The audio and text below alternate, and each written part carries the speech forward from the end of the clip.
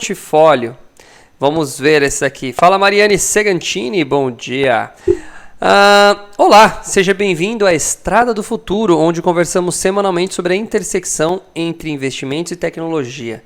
Depois de estressar os números da Apple e Microsoft em colunas passadas, voltou a falar das Big Techs, revisando seus números sob a perspectiva de valuation. Bom, lembrando que isso aqui é uma matéria do Seu Dinheiro assinada por Richard Camargo, tá? Por isso que eu estou falando em primeira pessoa. Por mais que eu não quisesse atribuir esse significado direto à coluna, o texto de hoje pode ser resumido na seguinte mensagem.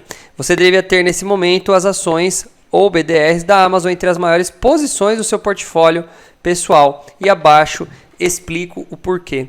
Como avaliar uma empresa tão complexa como a Amazon? Diferentemente de outras empresas, a Amazon é um conjunto de negócios com economics bastante diferentes.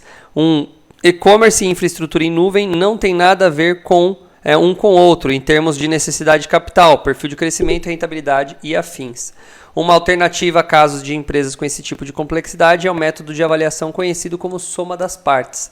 Nesse método, avaliamos isoladamente cada um dos negócios da companhia, atribuindo múltiplos, margens e perfil de crescimento, particularidades a cada unidade de negócio. Ao final, somamos as partes para encontrar o que deveria ser o valor justo de tudo isso. No caso da Amazon, fiz essa avaliação segmentando as seguintes categorias. O e-commerce 1P, que é aquelas vendas diretas, e que é o first person, né? E o e-commerce 3P, que é o de terceira pessoa, ou seja, o marketplace, tá? Subscrição, que é o serviço prestado pela Amazon, como o famoso Fulfillment by Amazon ou o Buy with Prime, né? Tem o advertising, que agrega receita com anúncios dentro da plataforma, para exemplo, impulsionar produtos, campanhas ou promoções. E tem o AWS, que consolida os números da gigante de infraestrutura em nuvem. Então vamos lá. Abaixo realiza o exercício de soma das partes sobre uma perspectiva diferente. Ao invés de projetar o valor justo de cada segmento da Amazon com números que considero aderentes, potencialmente explicativos do seu crescimento, busco resolver um problema diferente. Realizo o exercício para responder a seguinte pergunta. Em que precisamos acreditar para que o atual valor de mercado da Amazon em torno de 1,2 trilhão seja o seu valor justo? Ou seja, quais deveriam ser os múltiplos e perfil de crescimento das 5 unidades que descrevi acima para que as ações estivessem hoje cotadas no seu valor justo? Interessante, hein? Puta de um texto, o cara tá destrinchando mesmo.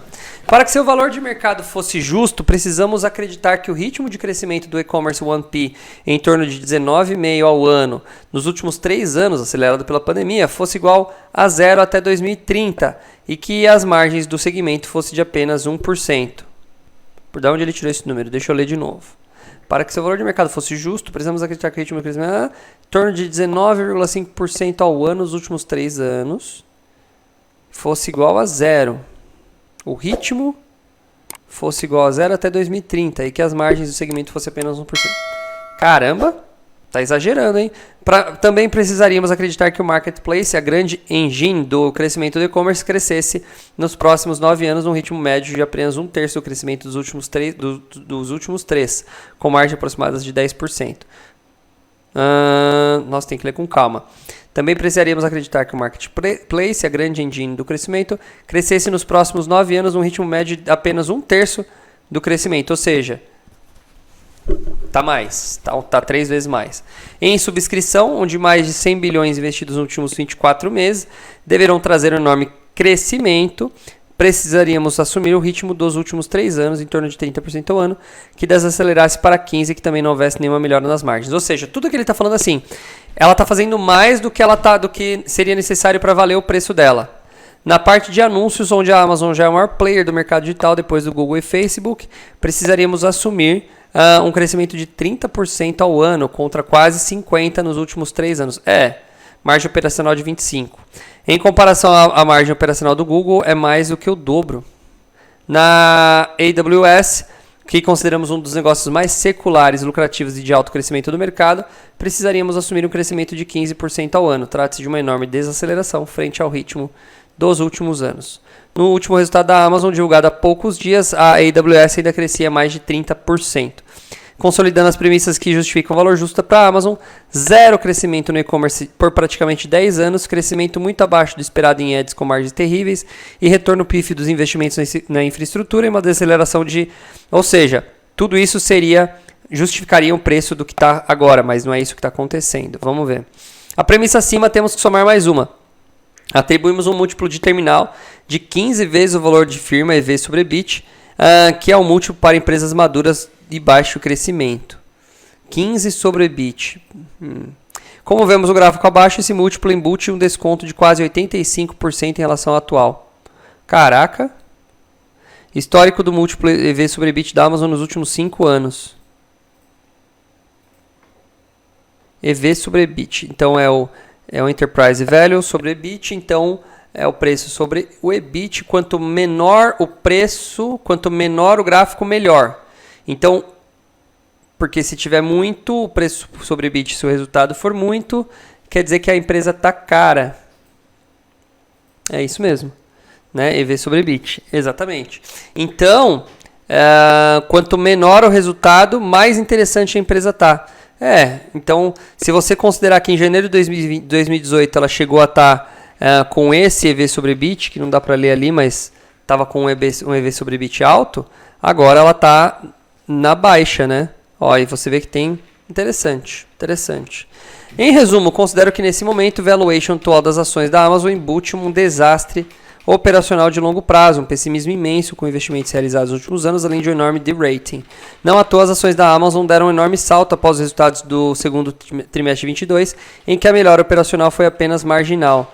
Muita coisa precisa dar errado para que em longo prazo esse tenha sido um ponto de entrada ruim para as ações da Amazon. Observação: os dados gerados nessa coluna são referentes ao fechamento da segunda-feira, 1 de agosto. Gente, vocês entenderam? O que ele quer dizer aqui?